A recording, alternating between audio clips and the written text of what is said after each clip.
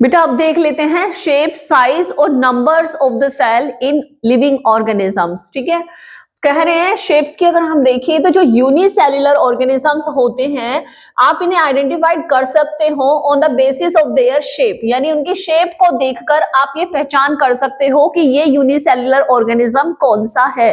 लेकिन इसमें कुछ ऐसे भी यूनिसेल्युलर ऑर्गेनिजम्स होते हैं जिनकी जो शेप होती है वो इररेगुलर होती है, यानी वो चेंज होती रहती है, उनकी जो शेप है वो चेंज होती रहती है। और ऐसा एग्जांपल आपको देखने को मिलेगा अमोइबा। अमोइबा एक ऐसा यूनिसेल्युलर ऑर्गेनिज्म है जो अपनी शेप को स्यूडोपोडिया को फॉर्म करके चेंज करता रहता है। ठीक है, अब बात करें अगर हम मल्टी सेल्युलर ऑर्गेनिजम्स की, तो इनकी जो शेप होती है ना सेल्स की, वो डिपेंड करती है, किस पे डिपेंड करती है कि इनकी बॉडी में पोजीशन कहाँ है, यानी position in the body, cells की पोजीशन कहाँ पे है। नेक्स्ट की इनका स्पेसिफिक फंक्शन, जो सेल्स है वो क्या फंक्शन परफॉर्म कर रही है, इस पे भी उनकी शेप जो होती है वो डिपेंड करती है। दूसरा कि जो सेल है उसकी आसपास में जो सेल्स अवेलेबल हैं, नेबरिंग सेल जिन्हें हम कहते हैं, उनके साथ इस सेल का इंटरेक्शन क्या है।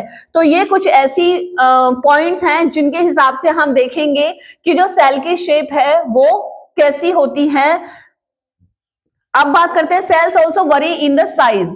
शेप के बाद हम साइज की अगर हम बात करें तो जो सेल की साइज होती है वो भी कैसी होती है, डिफरेंट डिफरेंट होती है। ठीक है, जैसे कि हम यहाँ पे देख रहे हैं कि they dimensions are usually expressed in the microns. हम सेल्स को, सेल के साइज को देखने के लिए हम जिस यूनिट का यूज करते हैं उन्हें हम क्या कहते हैं, माइक्रोन्स, यानी इतनी मिन्यूट होती है कि इनका जो डायमीटर वगैरह आता है वो माइक्रोमीटर या किस में आता है, माइक्रोन्स में आता है, जिसे हम UM से या फिर एंगस्ट्रॉम यानी A0 से डिनोट करते हैं।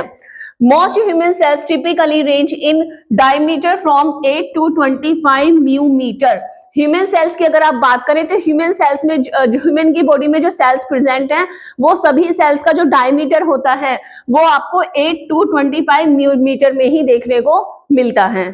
बेटा साइज के अकॉर्डिंग आपने देखा कि कुछ ऑर्गेनिजम्स ऐसे होते हैं जो बहुत ही मतलब माइक्रोस्कोपिक होते हैं, जैसे कि अभी आप देख रहे हैं कि स्मॉल ऑब्जेक्ट सेल्स होती है हमारे पास, कोई भी ऑब्जेक्ट या सेल्स हैं वो इतना छोटा हो सकता है कि जिसे हम सिर्फ माइक्रोस्कोप से ही देख सकते हैं। और कुछ एनिमल्स या ऑर्गेनिजम्स या सेल्स कुछ ऐसी होती हैं जिनका साइज कैसा होता है, एक्सट्रीमली लार्ज साइज भी आपको देखने को मिल सकता है। ठीक है, अब यहाँ पे जो कुछ प्रोटोजोन्स, स्पोरोजोइड्स और मटेरियल पैरासाइट्स लिखे हुए हैं जैसे कि प्लाज्मोडियम वाइवेक्स, ये अब आपने देखा कि जो सेल्स होती है वो कितनी मिन्यूट इन साइज होती है, जिसे हम एंगस्ट्रॉम या फिर माइक्रोम्यूमीटर या माइक्रोन्स में हम स्टडी करते हैं, उनका जो डायमीटर होता है वो माइक्रोन्स में होता है। अब उसी सेल के इसी साइज के हिसाब से आप देखेंगे कि कुछ सेल्स इतनी छोटी होती है, इतनी माइक्रोस्कोपिक होती है कि जिन्हें सिर्फ आप माइक्रोस्कोप से ही देख सकते हैं। लेकिन यहाँ पे कुछ एग्जांपल्स आपको ऐसे भी देखने को मिलते हैं जिनकी सेल्स का जो साइज होता है वो काफी लॉन्ग होता है। ठीक है, अब यहाँ पे बता रहे हैं कि there are some cells which are इधर एक्सट्रीमली स्मॉल और एक्सट्रीमली लार्ज। या तो कुछ सेल्स ऐसी होती है जो बहुत ज्यादा छोटी होती है या बहुत ज्यादा बड़ी होती है। ठीक है, और उनका जो साइज होता है वो काफी चेंज दिखता है। जैसे कि प्रोटोजोन्स की बात करें, sporozoites of the marine parasites की अगर हम बात करें, जिसे हम प्लाज्मोडियम वाइवेक्स के नाम से जानते हैं, ये सिर्फ 2 म्यूमीटर लॉन्ग ही है। ठीक है, जबकि अगर आप दूसरी तरफ देखते हैं कि एक सिंगल सेल मेराइन एल्गी जिसका नाम है एक्टोब्यूलेरिया, ये देख रहे हैं आप, ये 10 सेंटीमीटर लॉन्ग है। तो एक सिंगल सेल ही 10 सेंटीमीटर लॉन्ग है, किसके अंदर, मेराइन एल्गी एसिटोब्यूलेरिया के अंदर। ठीक है, अब कह रहे हैं कि majority of the living multi cellular organisation have a large body composed of numeral cells, यानी जो मल्टी सेल्युलर ऑर्गेनिजम्स होते हैं उनकी बॉडी डिजाइन जिस तरीके से बनी हुई है उसमें बहुत बड़ा नंबर जो होता है सेल्स का वो उसमें इंक्लूड होता है।